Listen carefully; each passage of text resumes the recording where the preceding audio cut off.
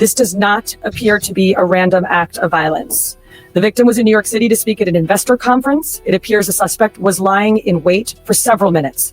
And as the victim was walking to the conference hotel, the suspect approached from behind and fired several rounds, striking the victim at least once in the back and at least once in the right calf. Many people passed the suspect, but he appeared to wait for his intended target. The suspect fled, first on foot, then on an e-bike, and was last seen. By the way, this is the new New York City police commissioner, so this is like her first big controversy with the United Health CEO being shot down in front of the Hilton in Manhattan. This is in Midtown, 58th Street. This is crazy. Morning rush, somebody stood by, posted up, saw him coming down the street, suit and tied up, about to walk into a conference, saw the shooter. In Central Park on Center Drive early this morning. The victim was removed to Roosevelt Hospital, where he was pronounced.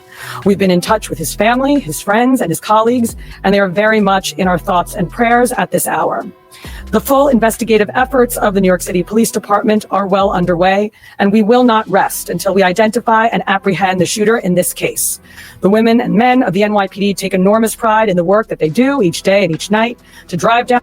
$10,000 reward for CEO seems kind of low. Interesting. On crime and violence in our city. Right now, we are asking the public for your help. If you have any information about this case, call Crime Stoppers at 800-577-TIPS. We have increased the reward in this case to $10,000. I want to be clear. At this time, every indication is that this was a premeditated, pre-planned, targeted attack. Millions of people will be enjoying the tree lighting tonight, among other holiday events, and the NYPD will be out there with them, keeping them safe. For some preliminary details about today's tragic incident, I pass it over to our Chief of Detectives, Chief Joe Kennedy. Thank you, Commissioner. The information I'm about to give you is preliminary as our investigation is continuing. This morning at 6:46 a.m., patrol officers from Midtown North Precinct responded to a 911 call of a person shot in front of the Hilton Hotel located at 1335 Avenue of the Americas. This is between West 53rd Street and West 54th Street. At 6:48 a.m., officers arrive and find the victim, Brian R. Thompson, a 50-year-old male, on the sidewalk in front of the Hilton with gunshot wounds to his back and leg. Mr. Thompson was removed by EMS to Roosevelt Hospital, where he was pronounced dead at 7:12 a.m. Mr. Thompson is the CEO of United Healthcare and resides in Minnesota. Detectives from Night Watch, Midtown North Detective Squad, and Manhattan. Bro live in Minnesota? He not even from here? All right, this is getting interesting. South Homicide responded to the scene and began their investigation. What we know is that the shooter arrived at the location on foot about 5 minutes prior to the victim's arrival. He stands alongside the building line as numerous other people and pedestrians pass him by. From video, we see at 6:44 a.m., the victim is walking alone towards the Hilton after exiting his hotel across the street. We believe the victim was headed to the Hilton Hotel to attend the United Health Group Investors Conference that was scheduled to start at 8 a.m. The shooter appears to be a light-skinned male. He's wearing a light brown or cream-colored jacket, a black face mask, black and white sneakers, and a very distinctive gray backpack. The shooter steps onto the sidewalk from behind the car. He ignores numerous other pedestrians, approaches the victim from behind, and shoots him in the back. The shooter then walks toward the victim and continues to shoot. It appears that the gun malfunctions as he clears the jam and begins to fire again. The shooter then flees on foot northbound into an alleyway between 54th Street and 55th Street. Once at West 55th Street, the shooter continues to walk westbound on Avenue of the Americas, where he gets onto an electric e-city bike and rides northbound on the Avenue of Americas towards Central Park, where at 6:48 a.m., we have the shooter riding this bike into Central Park at Center Drive. At the scene, we recover 3 live 9mm rounds and 3 discharged 9mm shell casings. The motive for this murder currently is unknown, but based on the evidence we have so far, it does appear that the victim was specifically targeted. But at this point, we do not know why. This does not appear to be a random act of violence. We are seeking information from the public to help identify the shooter. As the commissioner said, we have upped the reward of up to $10,000 for information. You're urged to contact Crime Stoppers at 1-800-577-TIPS. All information will be kept anonymous. Thank you very much. All right, well, I'm going to open up to a couple of questions. I'm going to start off with Shimon, CNN. So it's about an hour and 20 minutes before the start of the conference. Is there any indication that he was going to meet someone? Because it's pretty early. Is he on his way to meet someone there at the conference? He leaves the hotel dressed like he's going to be attending the conference. We're working with his co-workers and other people that he planned on attending the conference with to get that information. But as of right now, He's in charge of the conference, so we believe he was getting there to help set up. Okay, and then just the city bike, if I may. Do we know where that city bike is now? Does he dock it or does he keep riding it? We're still tracking video. The last we see with him on that bike is in Central Park. Is there a way to track that bike? There are GPSs on those bikes. We'll be working with the company. Absolutely. Chief, were any words exchanged? If so, what were the words? I'm told the cell phone was recovered in an alleyway on his escape route. Does that appear to be connected to the cell phone? We're working through that cell phone. Obviously, we'll be processing it forensically. And as far as words being exchanged, we do not have audio of the incident. We only have the regular video. Nothing for witness. Nothing for, well, there was one witness standing right next to the victim when he was shot. We're still trying to identify that victim. Excuse me, that witness. That witness. Yeah. Aaron Katersky. Thank you. Chief, was he checked into the hotel across the street alone? Was he in the city alone? Was he accompanied by anybody? Did he have any known enemies or anyone that you've been able to find so far? Like I said, we're reaching out to law enforcement in Minnesota, and we're also interviewing his co-workers and family members to see if there have been any specific threats against him in the past. As far as who was he in the hotel with, we're doing a search warrant in his hotel room right now. That might lead us, give some more information. We go over to Dean Moses. Couple questions. One, based on the surveillance, individual, do you feel like a professional mentioned the political style? Do you feel like it was a professional individual to clarify and also clearly affected in a way to like that? I'll answer the part about whether or not he's a professional. That, we have no way of knowing that. From watching the video, it does seem that he's proficient in the use of firearms, as he was able to clear the malfunctions pretty quickly. But as far as the tree lighting, I'll leave that to Chief Magic. If you could tell me, the mayor said that there was evidence recovered at the scene that would indicate that this was not a random event. I wonder if you could tell me what that evidence was. And by looking at the gun, it appears that there's a silencer on the gun. Was there a silencer on the gun? And does this indicate not only that it was premeditated, but this is somebody who knew his way around guns and might have been a professional? Once again, we won't know that until we complete our investigation and identify the shooter or recover that firearm. You see a glimpse of the gun in video, so we're not able to make a determination on whether or not a silencer was used on that quick glimpse of video. We can't tell from that little glimpse of video. I'm not going to commit to saying that at this time. That will be part of our investigation. There's a cell phone recovered in the alleyway, and once again, we will process that forensically and see if it comes back to this shooting. Once again, this investigation is less than 5 hours old. That will be part of our investigation. Joe Marino, New York Post. Chief, do we know when Thompson arrived in New York City? My understanding is he stayed close by Middleton, but not at Middleton. And has anything in the reverse video canvas indicated that these two individuals crossed paths at all? As of right now, based on the current video that we do have, it doesn't appear that they crossed paths, and he arrived in New York on Monday. All right, we're going to take 2 or 3 more. Rocco, Daily News. Chief, did he typically travel with a security detail? And even though it's early, is there anything to indicate that there had been issues with, let's say, a patient who was denied coverage, either back in Minnesota or more recently, someone who lives here? From speaking to other employees that traveled with him to New York, it doesn't seem that he had a security detail. He left the hotel by himself, was walking, didn't seem like he had any issues at all. So I don't think he did not have a security detail. As far as denied coverage, I know that's typically an issue with these major companies. Any reason to... That is crazy. So basically what we got from that, 6:40 this morning, somebody was posted up waiting for him. He came from his hotel, which wasn't even at the Hilton Hotel. He came across the street. As he came across the street, dude approached him. I guess he walked down on him from behind because he shot him in the back, and then I guess the gun jammed. Because he said they cleared whatever the jam was with the pistol, so it shows that he's proficient with the gun. So the first shot hit him, bomb hit him in the back.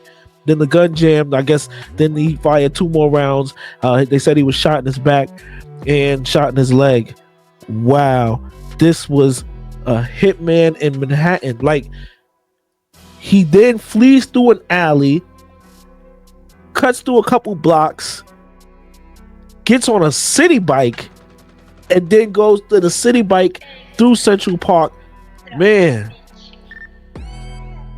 yo, this dude was like a professional. He got to be a professional. When they find him, when it's all said and done and they find him, he has to have either been ex-military or something, because this is crazy. This is like some type of this is like some type of straight out the movie type of shit. Like, he did a professional hit on him. Then they say he had a silencer. They can't even confirm whether or not that silencer part is accurate. They're like, oh, until the investigation is over, we can't say.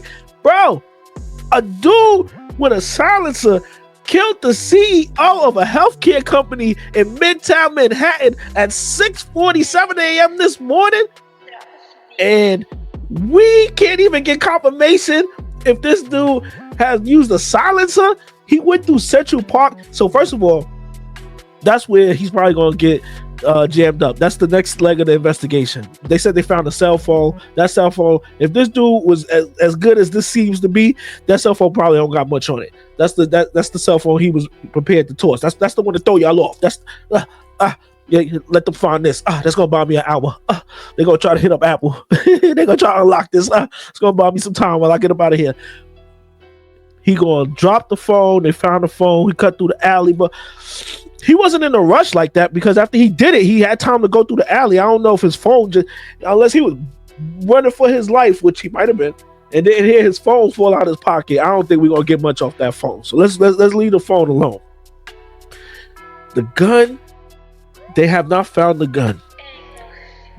He got on a city bike and went through Central Park. The city bikes, anybody who's from here, that's how you know this guy's most likely not from here. You already know those city bikes have GPS on them. So they tracking him all the way through Central Park. Now, at what point in Central Park did he ditch the city bike? That's the next step, and that's the next question. Because once he ditches that city bike, then they'll be able to do checking for prints. They'll be able to pull any other cameras in that area, any other witnesses that might have been in that area and see somebody looking suspicious at 7 o'clock in the morning.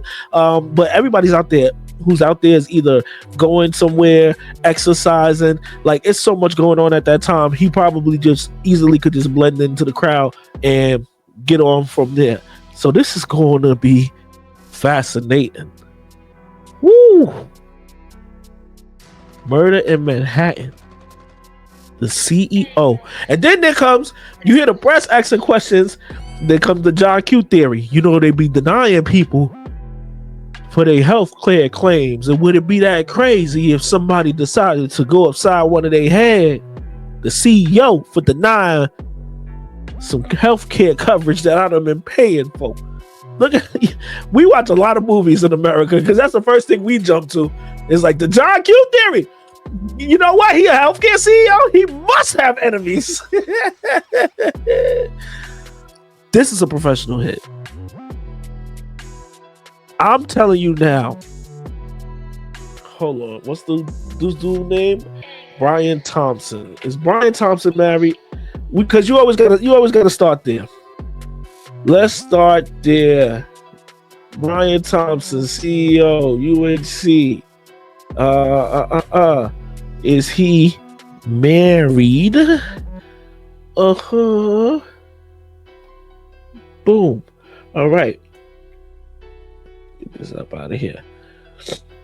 Brian Thompson's family, the late United CEO's wife and children. So yes, he leaves behind a wife and children. He's 50 years old. He was married to his wife, Paulette Thompson. Okay, here we go. All right. Oh, yeah, hold on. I'm about to solve this whole case right now. Brian was married to his wife, Paulette Thompson. She spoke with NBC News shortly after her husband was shot and revealed that Brian had received some threats before he was murdered. There have been some threats. Basically, I don't know, a lack of coverage, Paulette said in a phone call with the outlet. I don't know details. I just know that he said there were some people that had been threatening him. I can't really give a thoughtful response right now. I just found this out and I'm trying to console my children. Paulette works as a physical therapist with Park Nicollet Health Services. She earned a master's of physical therapy degree after attending the University of Iowa, which is where Brian went to college. So I guess they met in college, right? I love spending time with my two boys and taking them to all of the activities. I also love boating, spending time with family and friends, piano. Oh, this is a work bio. Okay, I am dedicated and passionate when it comes to well-being and want to make a difference in other people's lives. I love helping people recover from their injuries and giving them a sense of empowerment over their health so they can live their lives to the fullest, getting back to their baseline, or in some cases, surpassing their baseline. Brian and Paulette have 2 children, and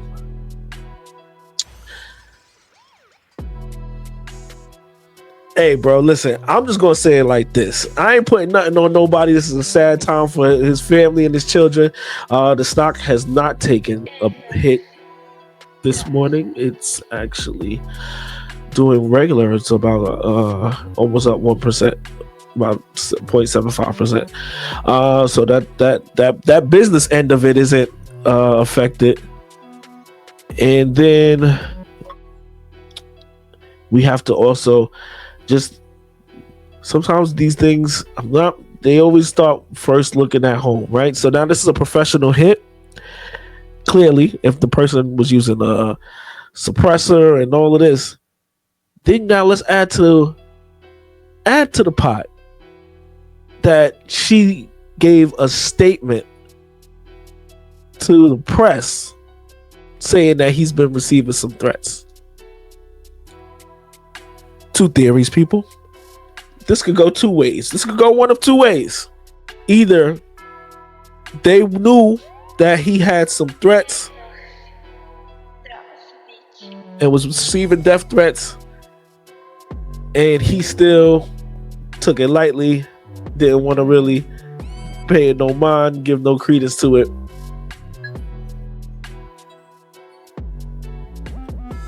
Or somebody's explaining a little bit too much and trying to give an alibi early on. I'm not saying, but I'm saying. We gonna follow up on this. It's your boy Bandana. It's food for thought. Y'all do the dishes. I'm just giving y'all the food for thought. Until next time, I'm going.